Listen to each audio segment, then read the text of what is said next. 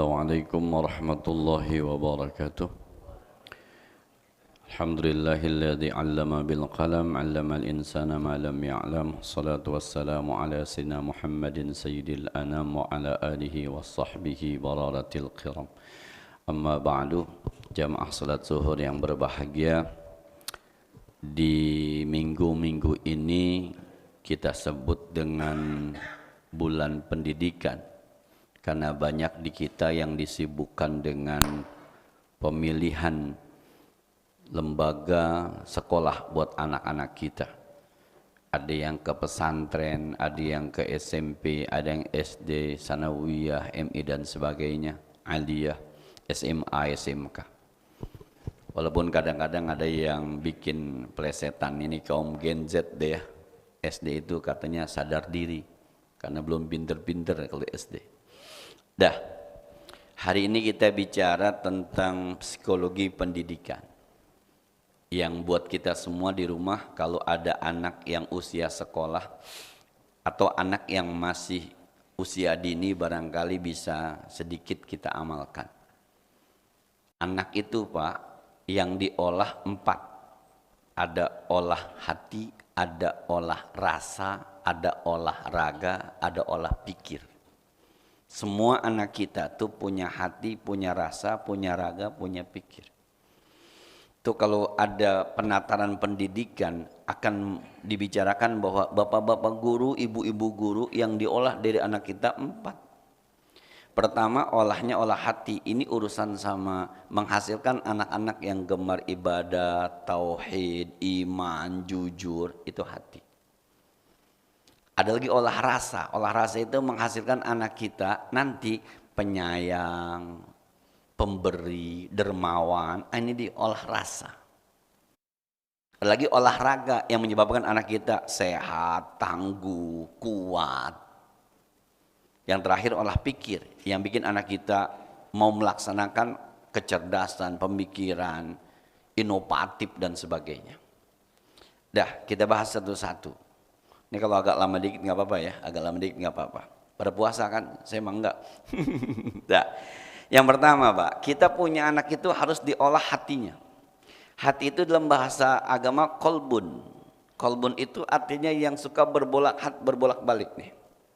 Bapak mencintai istri, kadang-kadang ada juga nggak sukanya kan. Padahal awalnya cinta sayang, tapi di tengah-tengah kadang-kadang ada juga nggak sukanya. Kecuali mau lebaran, terutama mau lebaran kan kadang-kadang gitu. Iya kan kita sama.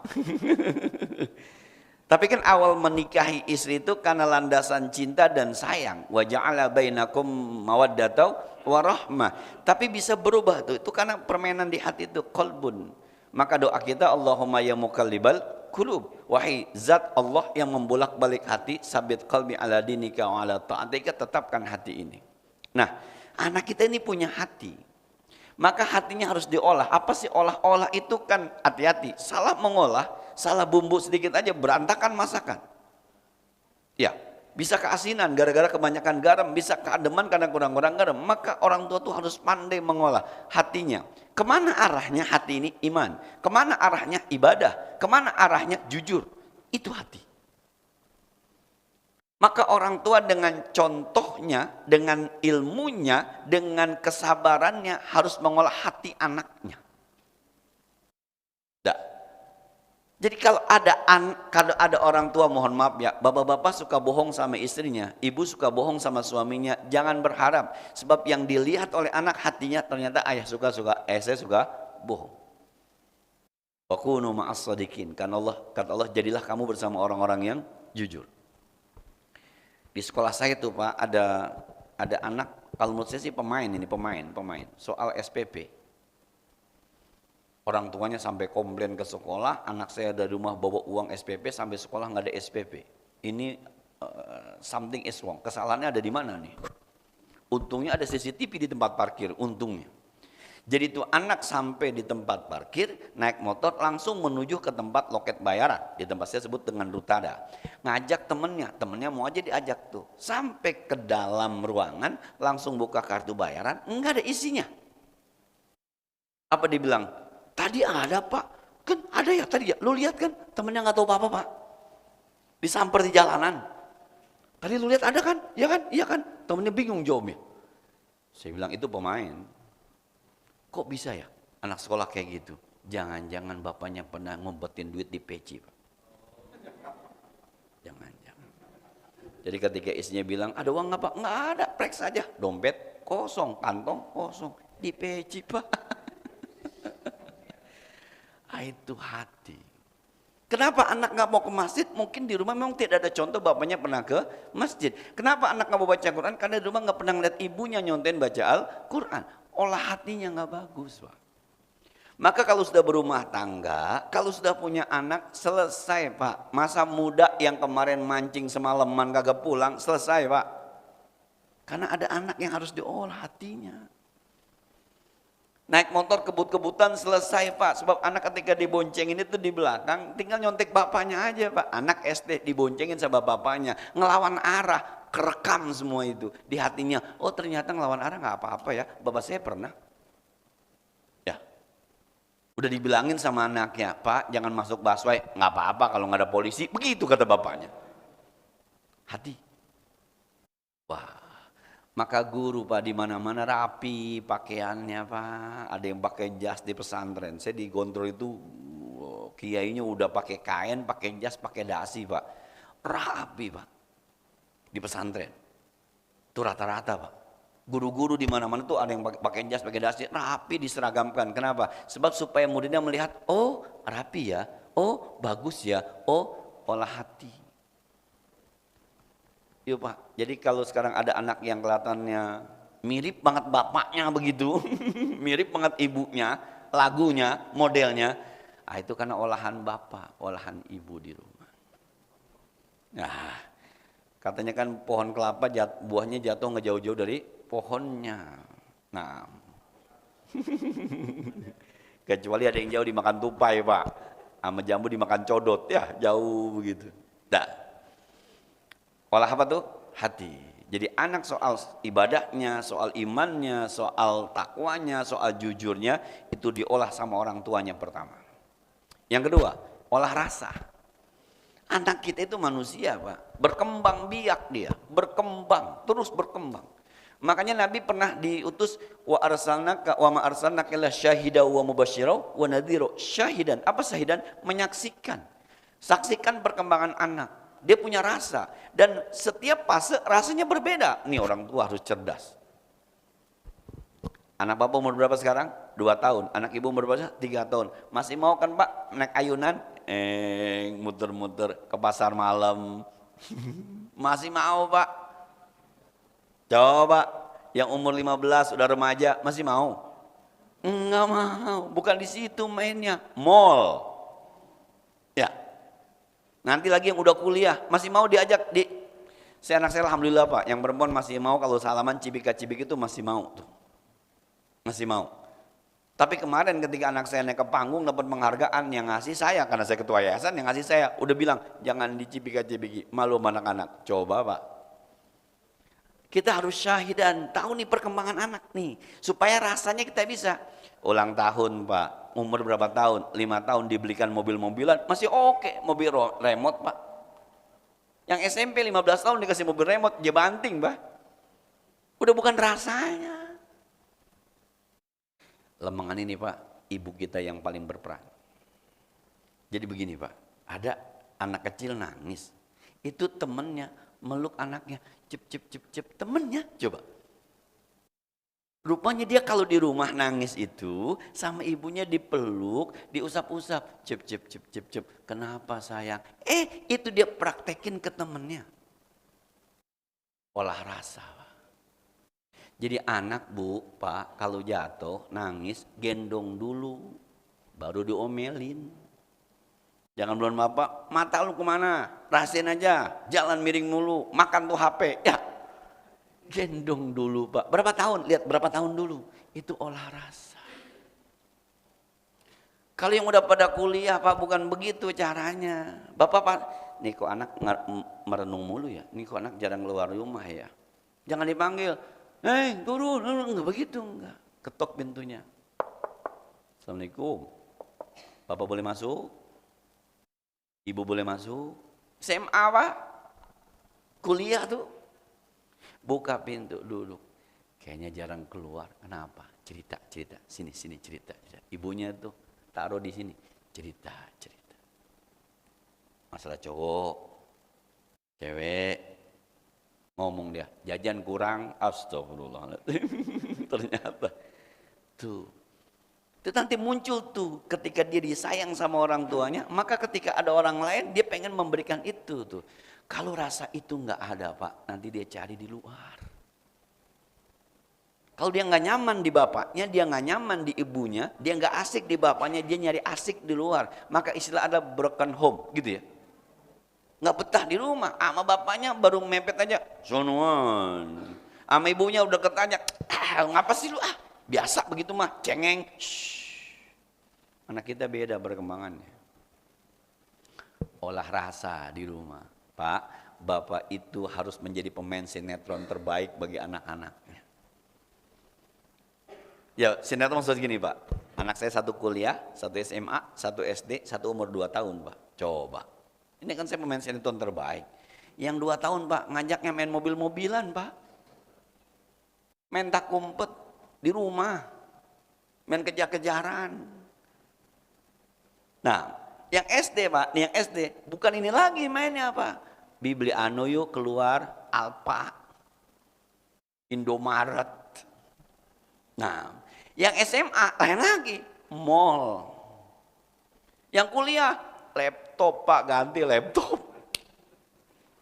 Maka kita kadang-kadang sama anak kuliah kita diskusi, sama anak SMA kita mengarahkan, sama anak SD kita gendong, sama yang kecil itu pemain sinetron terbaik. Olah rasa, karena masing-masing beda rasanya. Yang kuliah dikasih duit 50.000, girangnya bukan main. Coba yang kelas 2, yang umur 2 tahun kasih duit 50.000, disobek Pak, dia nggak ngerti. Rasanya, olah rasa. Ini menghasilkan kasih sayang, menghasilkan sesuatu yang dari rasanya itu buat ke teman-temannya. Maka kadang-kadang ada anak sekolah yang nilai jelek nyaman, nilai bagus nyaman. Ada anak sekolah yang dapat hukuman nyaman, yang dapat prestasi nyaman. Tapi ada anak sekolah yang ketika dapat hukuman takutnya luar biasa. Oh rupanya di rumah itu. Kemarin saya baca di media sosial, di Instagram itu, ada anak dikasih nilai 98 sama gurunya. 98 Pak. Kata muridnya begini, Pak bisa nggak dirubah jadi 100? Kaget. Dibilang, ini 98 udah bagus.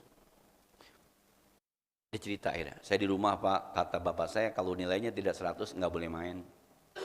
Coba, kalau nilainya nggak 100 nggak boleh main. Akhirnya gurunya bilang begini, tapi itu udah bagus. Masa kamu 100, ntar nilai bapak berapa kalau kamu 100? Ya udah Pak, sekarang boleh nggak saya main dulu sebentar supaya gantian main di rumah. Bayangin Pak, sampai begitu anak. Ini kan bapak-bapak yang sedang sama ibu, lu ranking. Akhirnya tuh anak takut Pak sama ibu. Maka kalau masih SD, sekolah dasar, udah Pak, dia demen sekolah, udah girang aja gitu, udah girang, udah mau ranking berapa, kayak udah nggak apa-apa lah, yang penting dia sekolah. Lu juga dulu nggak pinter-pinter banget. Kita dulu Pak, saya di mana-mana cerita, saya SD Pak, kelas 1 sampai kelas 3, saya nggak tahu, dulu kan namanya catur bulan ya, 1, 2, 3. Rapot saya kalau hitam semua saya nangis Pak, sama saya nggak cakep. Yang cakep itu yang ada merahnya. Sebab di kepala saya cakep itu berwarna-warni, bukan soal angka, saya nggak paham angka 5. Maka saya senyum-senyum aja, anak saya masuk PAUD TPA, adik kasih PR, nilai 80, anak gua mana ngerti 80 bagus. Anak gua nggak ngerti 100 bagus. Emang nggak bisa lu kasih stempel yang senyum 3 biji? Kalau bagus stempelnya senyum 3, kalau sedang senyum 2, kalau kurang bagus senyum 1, begitu aja. Anak taunya senyum. Lah anak umur 5 tahun, 4 tahun dikasih nilai 8,5, apalagi kasih A+. A+ Pak, yang kuliah aja kagak ngerti A+ berapa. Rasanya nggak ada itu. Saya ngomong gini Pak, karena anak pertama saya dulu kan, walau punya anak pertama kan begitu. Saya mungkin ceritakan ke Bapak kan, anak saya itu matematikanya dapat nilai 4. Terus saya bilang begini, kalau besok di bawah 7, Abi marah. Ternyata dia dapat nilai 5. Pulang sekolah meriang Pak, anak saya. Itu yang pertama, yang sekarang kuliah. meriang. Ketika panas badannya, pas kita lihat nilainya, wah ini anak takut sama gua ini kalau begitu 5. Mulai saat itu tuh Pak, saya bodoh sama nilai. Terserah, yang penting dia sekolah, dia bersosialisasi, dia berkembang dengan baik, sholatnya oke, baca Qur'annya oke, tutup aurat mau, selesai sudah. Olah rasa Pak. Yang ketiga, olah raga. Raganya diolah Pak. Lah kalau anak kecil mah Pak jangan suruh lari maraton. Bapaknya yang nggak kuat, jangan suruh angkat besi, jangan Pak. Olahraga itu begini, kalau bahasa Al-Quran, halalan thayyibah, kasih makan yang halal, yang baik, yang ada vitaminnya, kasih makan yang benar Pak. Jangan bilang begini, alah dulu bapakmu juga makan pisang batu, hidup ya. Makan tai babal juga hidup. Kata anaknya, hidup sih hidup, cuma tolol Pak, kagak pinter-pinter. Waktu istri hamil anak pertama tuh, lagi-lagi saya cerita, kata bidannya begini, Pak kalau bisa istrinya dikasih konsumsi buah pir, karena pir itu bagus buat perkembangan otak di janin, kata bidannya. Tahun 2003 akhir Pak, saya nggak kenal Pak buah pir waktu itu. 2003 kan, ya tahulah Pak, yang kita kenal pisang, jeruk, apel aja jarang, dan pir itu nggak pernah di tahlilan tuh pir nggak ada, basic nggak ada pirnya waktu itu. Nggak ada pisang, adanya zat besi kan, jeruk, vitamin C, salak Pak, vitamin seret. Nggak ada pir. Maka saya bilang, pir apa ya pir? Dah masuklah kita ke toko buah, ternyata buah pir banyak modelnya Pak. Ini pir yang mana? Ada pir aun, no, saya bilang. Ada siangli, ada pir Jepang, pir yang mana? Ya otak kita yang murah aja, yang penting pir asem Pak ternyata. Isi saya kagak doyan. Pir Pak. Jadi jarang-jarang tuh anak dikasih buah makanan. Bukan nggak boleh tempe, tempe juga bermanfaat, tapi jangan tempe mulu. Bukan darah tinggi, masalah ketempean anak kita. Hari ini digoreng, besok dicabein, besok aduh ampun dah. Kasih makanan yang ikan boleh Pak, kan banyak Pak, ada gurame, ada mojair, ada segala macam. Itu olah. Jangan anak bilang begini, Pak makan buah dong, nanti bapak bawain anggur. Kapan? Ntar nunggu yang tahlilan dulu. Aduh, itu olah raga, susu Pak, Insya Allah. Jangan begini Pak, jangan dulu gue juga enggak, udah Pak, udah habis masa bapak, udah habis. Masa ibu udah habis, udah sekarang masa kita. Terakhir Pak, olah pikir. Pikir itu yang nanti itu. Maka TK, SD olahnya olah hati, SMP olahnya olah rasa, SMA olahnya olah raga, kuliah baru olah pikir, masuk penjurusan. Anak kita kemana nih yang pas nih? Jangan Pak, anak kita jago di IPA, kedokteran oke, farmasi oke. Tapi kalau anak kita nggak jago di situ jangan dipaksa. Lo kedokteran aja jadi dokter. Anak kita nggak bisa Pak, jangan dipaksa. Olahnya olah pikir supaya anak ini, kan yang penting Mas sekarang Pak, apa? Spesialis. Spesialis. Nggak mesti juga anak kita jadi ustadz ya nggak usah juga. Kalau kebetulan ya alhamdulillah spesialis Pak. Ya mohon maaf Pak. Ustadz, tahlil, spesialis, laku Pak di kampung. Sampai ada orang kampung bilang begini, jangan dia yang mimpin, gak enak, mendingan dia enakan. Pernah gak Bapak ngerasain gitu? Ada yang kalau mimpin tahlil tuh kagak enak. Ya, ngantuk bawaannya. Tapi ada yang mimpin tahlil tuh, la ilaha illallah. Kita ngikutin ya, enak. Itu spesial Pak, dicari. Kalau ngundang itu kadang-kadang, bisa gak? Gak bisa. Kapan Ustadz bisanya? Tuh, spesialis, tahlil. Basicnya 3, amplopnya 2. Nah, jangan kata bapak-bapak spesialis mesin, mohon maaf dia spesialis akuntan, jangan Pak. Ada nggak spesialis baca apa namanya diba, rawi, berjanji? Ada, enak Pak. Coba yang aki-aki nggak enak mau, marhaban, enak Pak. Dicari Pak. Itu olah pikir. Maka kita yang menentukan, ini anak kita kuliahnya kemana ya? Coba. Spesialis Pak. Jadi satu tapi spesial dibanding beragam tapi kagak spesial. Satu spesial. Nah, Jadi anak kita Pak, sekali lagi deh ya, saya dan kita semua di rumah tuh diolah 4 hal ini Pak. Jadi kalau ingin jadikan anak yang soleh dan soleha, olah hati dulu, lalu orah rasanya, olah raganya, baru orah pikirnya. Nanti itu kalau kata Nabi Isa, wa ja'alani mubarakan ainama kuntu wa awsani bis salati wa zakati ma dumtu hayya. Wa ja'alani, dan Allah menjadikan saya mubarakan, berkah, ainama kuntu, di mana saya berada. Kalau 4-4-nya udah oke, di mana juga apa dia ada, aman ini anak, aman udah. Kenapa? Hatinya, rasanya, raganya, pikirannya udah oke. Maka ainama kuntu, di mana saja aku berada, berkah insyaallah. Cukup deh. Assalamualaikum warahmatullahi wabarakatuh.